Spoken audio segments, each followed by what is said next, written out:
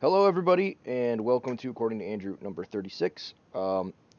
Today we are going to be going over the Iron Druid Chronicles. It's a book series. I didn't actually finish it recently. I finished it a little while ago, but I really enjoyed it. I thought it was a lot of fun, and I definitely think it's a worth a read. The I'm kind of just going to focus on the first book. I'll maybe touch on the series as a whole as well, but I think I definitely recommend the first book for sure. It's my favorite in the series. Not that the other ones are bad, but there's just because of how the setup of the story goes, um, it's just a little different. The first one versus the other ones. Uh, it's a really easy read. It's only I think 300-ish pages. Yeah, it's less than 300 pages long. Um, and if you don't want to read the whole series, the first book works as a standalone book as well. So you can just read the first book, and if you're really into it, you can continue the series. If you're not into it, you can just drop it right there, and you can just kind of move on. Um, so what's it about? So it's about this guy named Atticus, which is his fake name. His actual name is Sean O'Sullivan. And it's kind of cool. So it centers around this druid who is uh, 2,000 years old. So he's basically been around since the time of Christ. And but he was in Ireland at the time. And so you get some of this background, and he's got this like tea that keeps him immortal, and it does some really cool things in the book that I don't normally see. You'll see things like vampires and stuff, and maybe they're rich or something like that. But um, a lot of the idea that like people that live for 2,000 years and the primary way that you make money is just by having the money in the stock market for a long time, that you wouldn't be so superbly wealthy that money just straight up isn't a problem anymore, is ridiculous. So this guy is basically like he's got money and um, he's taken care of that way. But the primary thing he's doing is the reason he's kept alive is because there's certain gods that want him alive. And the cool thing about this story is basically all of the pantheons in the world exist. So Christianity exists, and it is actually in the story. Not the first book, but it gets introduced a little bit later in the story, where he goes and talks with Jesus a little bit, which is kind of a fun thing. It and so basically in his own pantheon of the druids, uh, or the Fae, I think is what they are.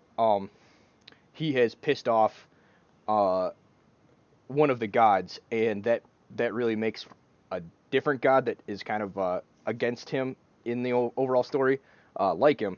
And the thing that's nice about this is you don't. I didn't know much about.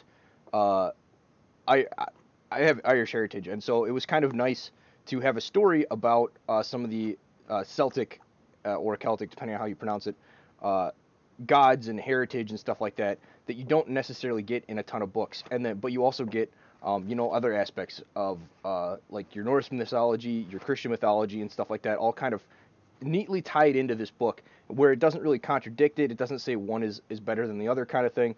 Um, and I don't think it's not like one of those things where um, you you feel like it's being like disparaging towards like a particular group or something like it's uh the idea that all of the religions exist or whatever isn't necessarily a problem. uh like, okay, let's say you're like super religious, right? And so it's like my religion's the only religion. I reading this, I don't think that's really going to be an issue um that comes up. uh he so um Yeah, so Atticus is a fun guy, and he's got the best character in the entire book is Oberon, which is his giant wolfhound dog that can talk psychically, or not psychically, but they have like a mental link thing that he was able to set up with his druid abilities, and it's it's really great. The magic in here is fantastic. It's it's limited, like you know what? I'm gonna get into Oberon a little bit. Oberon is basically the comic relief of the entire series, because he's a talking dog, and so it's basically got the mind of a dog. A little bit more sophisticated than maybe like a 5-year-old kid, but not too much more. His main thing that he wants all the time is gravy, and that's all that really matters. But being that he's a dog, he's also fiercely loyal to Atticus, who's his master. And so it's kind of one of those things. He's a great break from kind of some of the first ones are very lighthearted tone, which is fun. And the rest of them get a little bit more serious. And Oberon's always kind of that nice break from the some of the darker aspects of the tale as things kind of heat up and kind of an apocalypse stage thing kind of comes along as these books progress. Oberon's there is nice and there to break it up and stuff like that. In the first one, most people are pretty lighthearted and things are going pretty good. As the story progresses, people, Atticus and the other people surrounding him get less and less lighthearted just because, you know, friends' interests kind of start to contradict each other and other aspects of it. I'm trying not to spoil anything. So yeah, basically, animosity ends up getting developed. The Druid abilities are super cool. So basically, because he's a Druid nature, he draws energy from the ground, and so that puts it's I would probably describe the magic system as a hard magic system.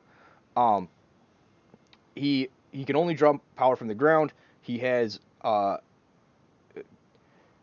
there is some soft elements to it where it's like what kind of abilities or knots and stuff like that can he tie that cast a spell or whatever.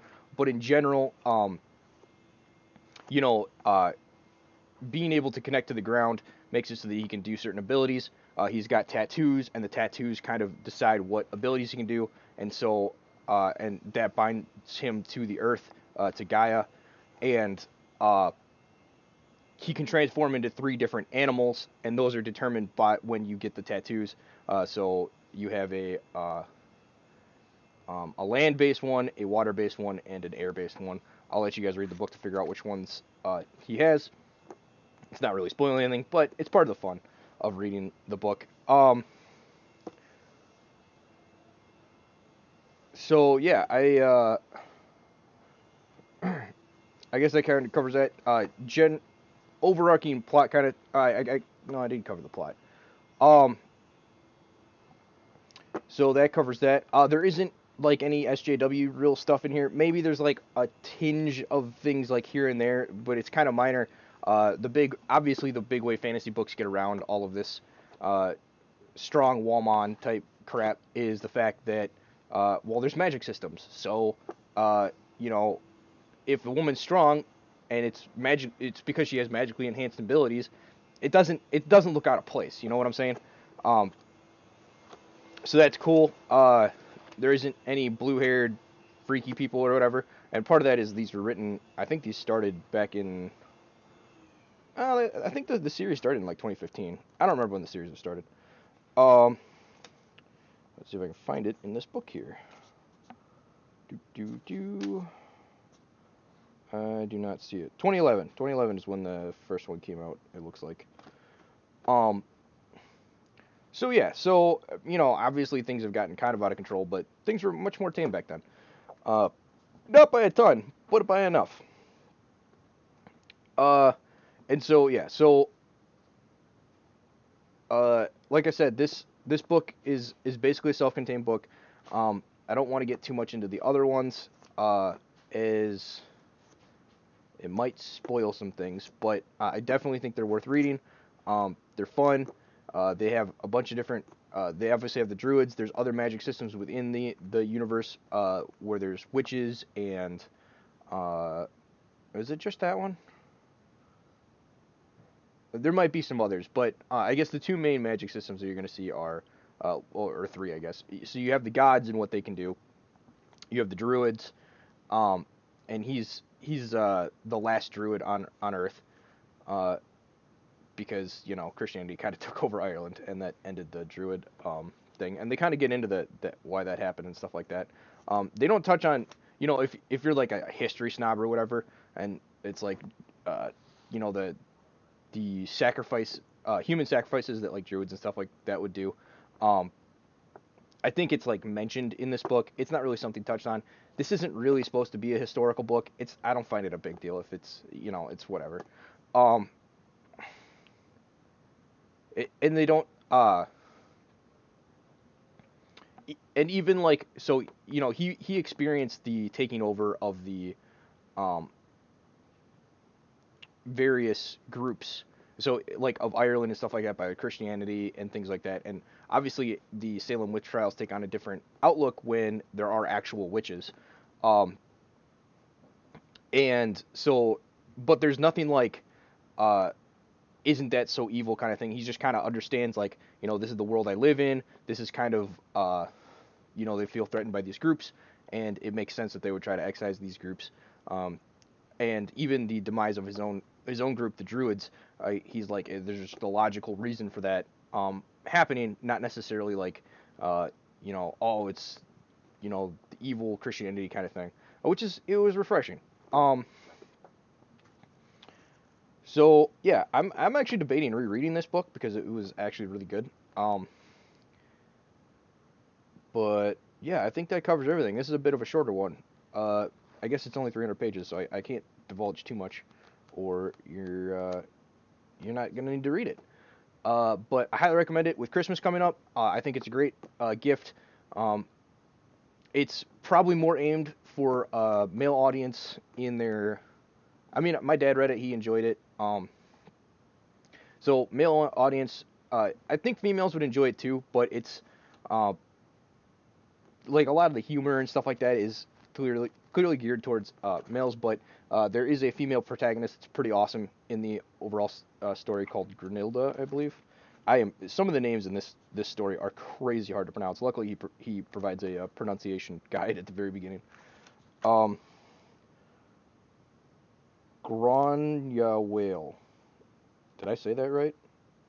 I probably messed that up super hard. Sorry, Kevin Hearne, for slaughtering your pronunciation. Um, but anyway, yeah, like the Irish people, they're like really Irish. It's kind of, I like that cultural emphasis, let's say. And yeah, there's characters for both males and females to like in this, so they could both read it. Oberon is I don't see anybody not liking that character. Um, but probably more geared towards a male audience. So if you want to pick this up for Christmas, I highly recommend it. I think I'll try to leave a link in the description to a place you can pick up the book, and then hopefully you find it interesting enough to read the whole series, because I thought it was great.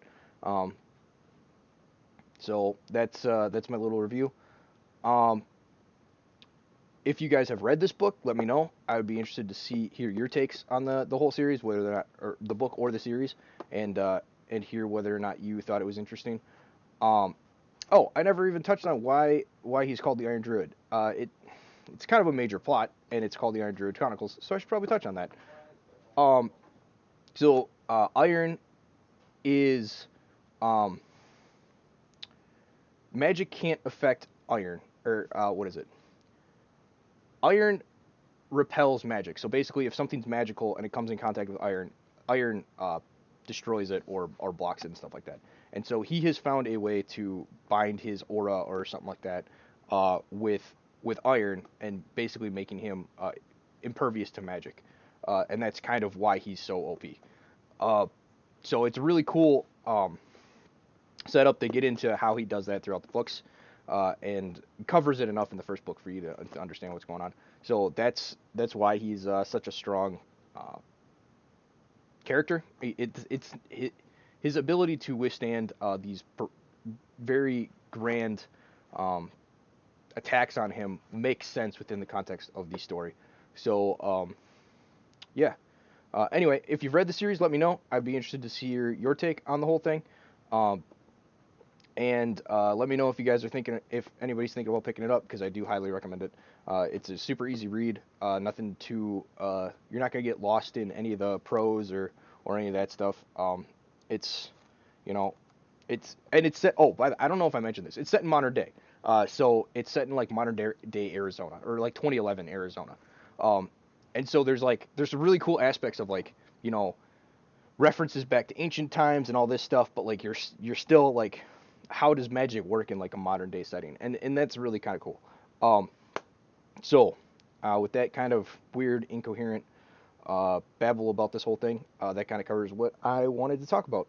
Anyway, hope you have a good day. Please like, share, and subscribe wherever you happen to be watching or listening to this. And yeah, have a good one.